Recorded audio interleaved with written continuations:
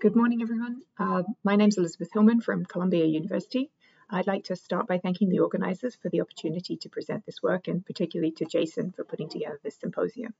I'm going to be talking about human brain optimized light sheet, or HOLiS microscopy, for cell type resolved mapping of entire human brains. And these are my financial disclosures.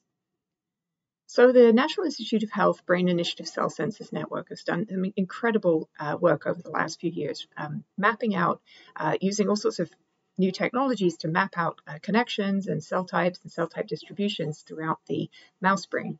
And although this has taught us a huge amount about the brain and how it works, it's a fair question to ask, what can we do next? How can we take what we've learned here in the mouse and all of these new technologies and translate it to getting new knowledge about the human brain?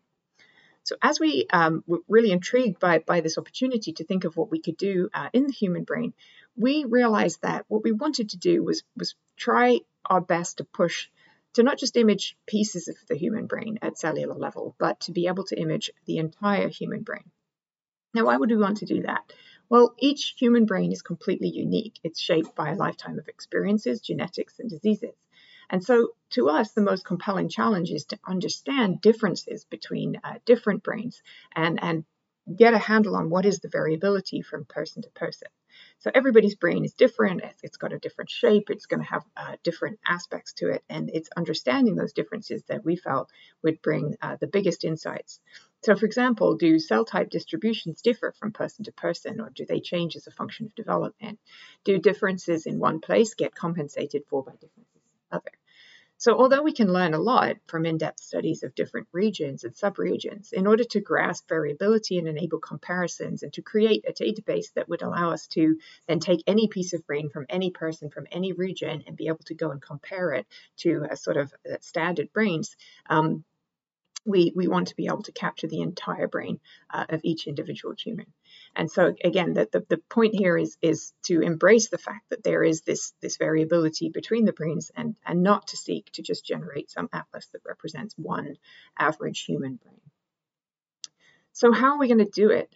Well, we have this incredible technology called tissue clearing in microscopy, which allows us to actually take a piece of tissue, make it transparent. And you've already heard about this, I'm sure, in the earlier talks.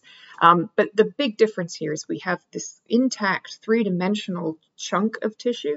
And that means we don't have to worry about doing very thin sections and repeatedly imaging lots of different pieces and kind of trying to stitch them all together. We can capture this kind of beautiful three-dimensional structure in intact tissues.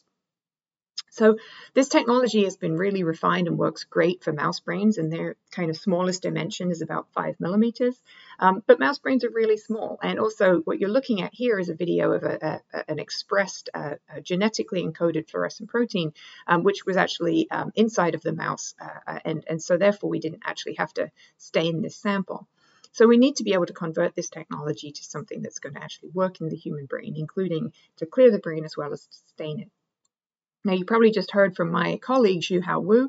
He is brilliant at this, and he has developed this HuB.Clear method, which allows us to take chunks of human brain, basically slices about 5 millimeters thick, and he can convert them into being beautifully transparent, as you can see here on the right. He's also spent a great deal of time looking at different types of antibody staining, so basically doing immunohistochemistry in human brain and screening many antibodies to get different types of staining. So down here on the left is NPY, up in the middle here is nitric oxide synthase. So if we can actually process these tissues, and the idea is to keep them within sort of 5 millimeter thick slabs of the entire brain, and then image each of those slabs sequentially, and to stain all of those for different cell types, we would be able to image the entire brain at cellular resolution. But how are we going to do the actual imaging? So when we started to calculate this, we realized that the human brain is 2,000 times bigger than the mouse brain. And it's also already pretty difficult to image a whole mouse brain. So the standard ways that people use microscopes, this is depicting confocal scanning microscopy. So if you've got a resonance scanning confocal in your lab and it can go at 30 frames per second with 1 micron pixels, it would take well over a year of continuous acquisition to collect that data. And each pixel would only be seeing the light for 30 nanoseconds, which would mean your signal to noise would be really bad. And so you would use up all your time in your microscope core. But light sheet microscopy is a little bit different. So instead of just illuminating one point at a time, it illuminates an entire sheet all at once. This makes it much, much more light efficient, less phototoxic, and it enables much, much longer integration times than point scanning. However, the geometry of light sheet microscopy is typically quite awkward, and most light sheet microscopes aren't optimized for high-speed imaging. Fortunately, my lab for the last almost decade now has been developing technologies for really high-speed 3D light sheet microscopy. And here's just some crazy images that we've collected over the years, looking at all different things from fruit fly brains to crawling fruit fly larvae, C. elegans, worms crawling around, beating hearts, and down here in the bottom, looking at things like living mouse brain, looking at neural activity and blood flow changes. And so we decided to test this technology out on cleared tissues. And here's some beautiful images that Creeper in my lab was able to acquire incredibly quickly. And that made us realize that this was a technology that we may be able to translate into being able to image the human brain. So, sorry, there was a video there. This is an example of the data when you zoom in on just this little section up here. So as I mentioned before, this is the standard geometry for light sheet microscopy, and that's not too bad if you have just this sort of small mouse brain about the shape of a small olive. Now you can take this geometry and rotate it in order to be able to image, for example, a more sort of contiguous, thick slab. However, these geometries and these working distance of these lenses limit you to being able to image only about 2 millimeters into tissue. And the more sections that we have to have, the more edges we have to deal with, and the more complexity we have to deal with. So using what we call our scape geometry, but here we've renamed it HOLiS because we're going to just keep this sheet statically still, we can actually image the intact thick section over 8 millimeters in depth if we need to. And we basically illuminate with an oblique plane of light, and then we detect that light back through the same objective lens. So it looks a little bit like this if we just put a cuvette of some fluorescein here underneath the objective lens. And so the way that we're going to be able to collect this data is we'd had the 5 millimeter thick cleared brain slab here actually mounted in a cassette with index matching glass either side and then oil on the top. And then we simply move the brain slice around at constant velocity, and we'll be collecting these kind of cross-sectional slabs of data that we can then reassemble into the entire slab, which we can then reassemble into the entire brain. So here's an example of that data collected using a prototype system. And you're going to see now this is the angle at which we collect it. So each image is an oblique angle through the sample, and then we literally just move the sample along.